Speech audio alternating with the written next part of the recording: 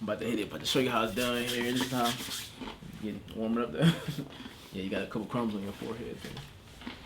You got a couple crumbs on your forehead.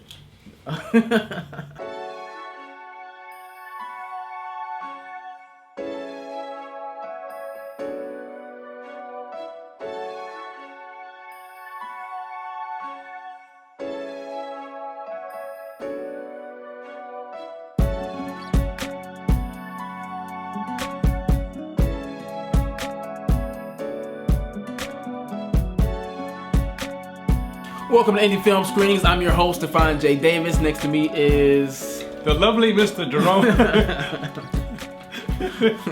Jerome Lee Brown. Jerome Lee Brown. And I only say that because he always says that on the opening show. I've never said that ever. I don't know. I think you just want to say you're lovely. Editor, and get that's the fine. footage out on the last show we did and bring that up. I'm your host, Stephon J. Davis, along with the lovely... Lovely. I won't say that. You're very lovely. And... And speaking of being lovely, sometimes like you have these boundary issues. You ever have like boundaries and things like, hey, don't invade my space and stuff, you know, like give me 3 feet distance. Like you go somewhere in a grocery store and you're in line, somebody like right there on your neck, breathing on your back and stuff. Like well, just had that happen to me a couple weeks ago. Yeah. So this film is called Boundaries because sometimes people kind of invade our privacy or like kind of push past our boundaries. They do. So this particular person in this film, she had some boundary issues. Does she now? She was just, she wanted to keep her space. You know, she's in this dating world and there's just some issues where she just doesn't really want to date and let people into her life and her space too much. Did she meet somebody crazy off the street? Maybe at one point. Okay. Could be. And that's actually what was kind of confusing with the movie. I wasn't quite sure. I think that's what I'm getting the impression that it was almost like mental or psychological, like it didn't really happen with this monster and stuff, that it was just more so her mindset and things. Like it was like her own inner demons, her own monster that she's trying to keep people away. I don't know. Yeah, I couldn't figure out neither because you really don't see the creature that's bothering her too much.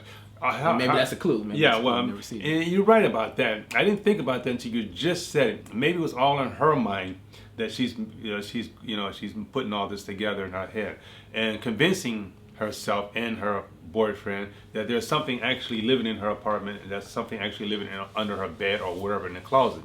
The whole film plays on this part where little noises in the background. She stops and looks around and that kind of thing, and she goes looking for it but never finds it. Is everything all right, man? Until she finds, meets a guy. She found a guy. The guy found her, or whatever you want. We'll look at it. Might have been like Tinder swiping, maybe. Yeah. Or ChristianSinglesMeet.com. Yeah.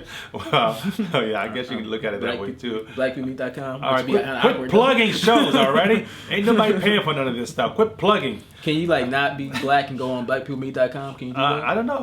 Like if you're looking for a black person, maybe you want to date a black person, but you're not black though. Can you just go on there? I don't know.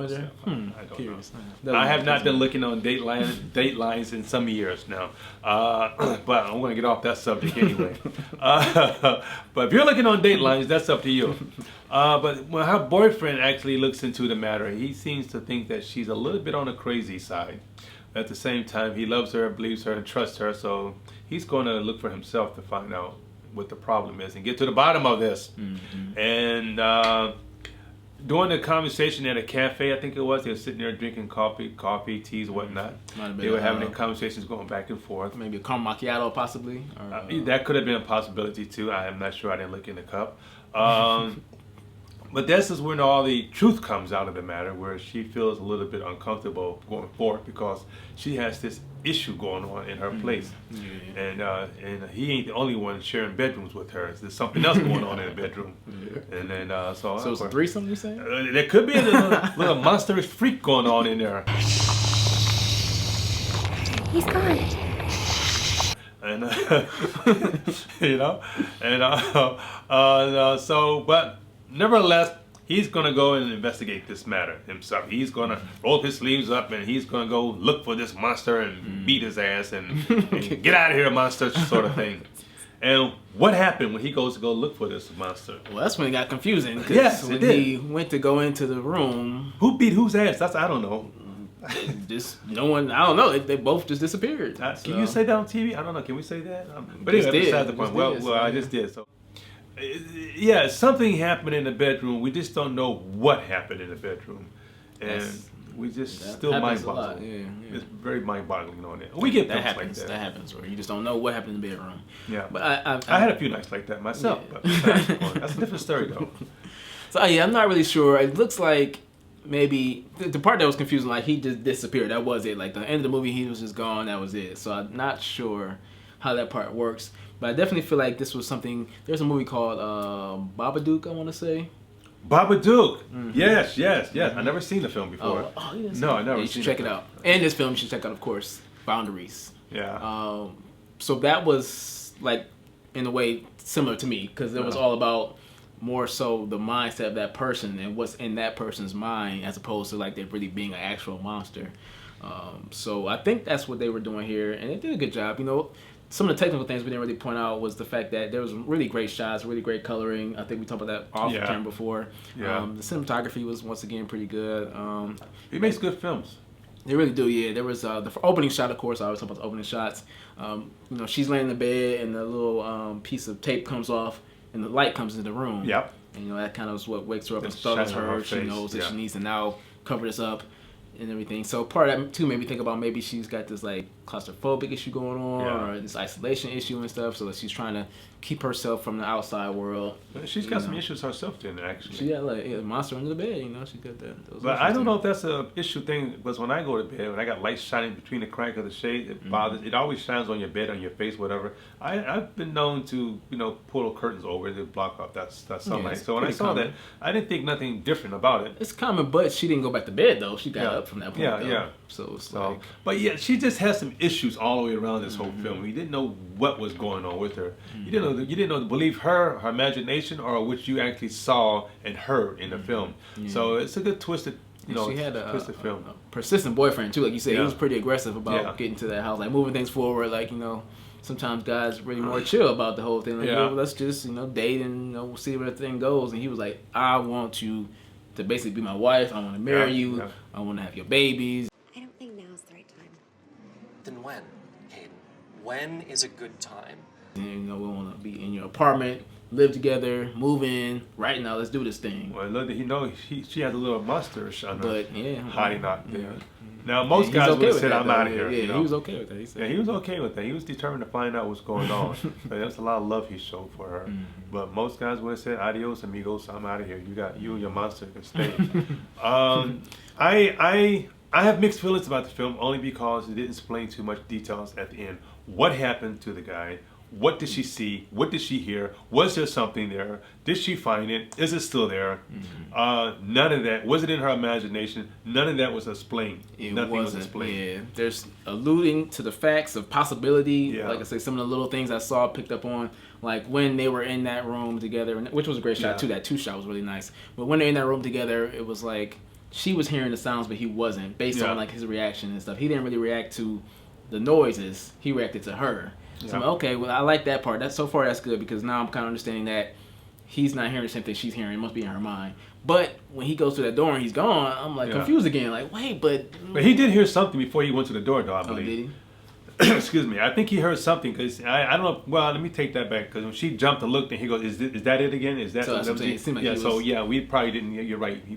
Maybe he did not hear it just going by her reaction. And if he did, he probably wouldn't have been in that door. Actually, if you heard him, I heard that. Oh wow! You're like, let me get in here, find out what's going on. Like, nah, that ain't gonna happen in there. And a bump I see ya. Get back to Tinder and start swiping. Going back to the website, look for another one. Yeah. But yeah, you're right. We just monstermeat.com. Quit plugging names. But we don't know exactly what happened. Now, what would really been great if she went into the room and she shut the door behind her, and then you heard some banging, some thumping, some screaming, some ooh and ahs and so forth. Then all of a sudden the door opened up again, and the camera went in there and looked around and didn't see her. Then maybe perhaps that would clear your mind. There's something in there. There's something going on because now she's gone. But since that didn't happen, she still stayed there. Is it in her head or was it in her mind? Either way, it's confusing though. Really, at that point, I don't know. Even I would have been more convinced if something was there. In a lot of movies just don't explain what you were supposed to see and what was there. That's true. You know, so I would have been more convinced and walked away happy, saying that the door shut, a lot of bumping, thumping, screaming, and so forth, lights flashing, door opened up again, the camera went in there and looked around, and we didn't see nothing. Then I was like, there's something going on in there. There's somebody in there, because now she's gone, and we all thought she was the crazy one, but she ain't crazy. There's something going on in there. But since it didn't end that way, it ended in a way we're sitting here thinking, what the hell happened in that room? What's going on? See, now I would have thought like she would have came back to the door and he would have been standing there and then would have hugged and embraced her, everything's fine. Oh, that would have also corny. That would have been corny. It would have been corny, but it would have showed that she had. It would have showed that she had a monster, or had a demon, or whatever. No. But he helped her overcome that. I would have threw my TV out the window. It's corny. Honey, there's nothing in the room. We live happy ever after. No, because he helped her come over her trepidations of dating. It's corny, but that would have been like a resolution to me. That would have been like a beginning, middle, end. Okay. Don't ever go into film acting, film directing. Don't just stay out of film altogether, Stephon. Don't go into film directing. But what you were saying made no sense, though. I mean, I don't even understand what you're saying. You said, "Now she's gone. He gone." Like, what? That would have been a way to explain what was going on, because now nobody knows what's going on. You still know what happened, though. Well, you don't know what's happening, but you know now for a fact there's something going on in that room. But maybe there was nothing going on, and that's the whole point, though. Well, it can be looked at that way too. Fine, I'm not going to argue with you about that, because we're talking longer than what the film actually was. So, but on the flip side of it, yes, there's something going on in the room because he disappeared. Where he went, we don't know. I'm just saying, if they both disappear, it would have made you thought twice as much. There's something going on. Because when she came out the room, well, not came out the room, but when we saw her in the room, like, okay, what's going on now? He disappeared. They didn't explain that. They don't. What's going on? But maybe he disappeared because it's still psychological, and it's suggesting that he's gone out of her life once again because she just can't get over these issues. You're still trying to get to that love triangle thing. I don't know. I'm just confused. We are confused. I always understand the movie. See, that's why my version would not confuse you as much. You would have said, okay, they're both gone. What the hell happened to them both? There's something going on in that room. Now he's gone. Didn't I just play this over again? Didn't I just say this? Yeah, true. I guess it just depends on what the whole point was. Oh my God, he agreed with something I said. It just depends on what the whole point was in the first place. If the point was there really was a monster there, then yes, I agree with your There was a monster there, but we just didn't see it, and we were not convinced there was a monster there. That's why we're sitting here talking about the freaking film, because we were not convinced that there was a monster in the room. I don't think if they both would disappear, we would be convinced there's something going on in that room. I'll give you that. Yeah, that's true. No. But it might have changed their whole interpretation in their meeting. The filmmaker might not have had that idea. Well, obviously he didn't, because he didn't use it. Nonetheless, it was a good film. Yes, great technical aspects. Cinematography was really nice. I would do a song nice. dance. Oh yeah, there were some good angles in the coffee shop too. Yeah, I like her close up, going back and forth. I will let you have that one. I thought it was interesting how the camera was actually behind him, but if you go back to him again, you see a brick wall there. That's something you mostly see in major films. But this was pretty interesting how they did the work around this little small space they had to work with, going back and forth and talking. Mm-hmm. That worked out pretty good for them. Yeah, nice dialogue back and forth. Good conversation. Acting was pretty good. Yeah.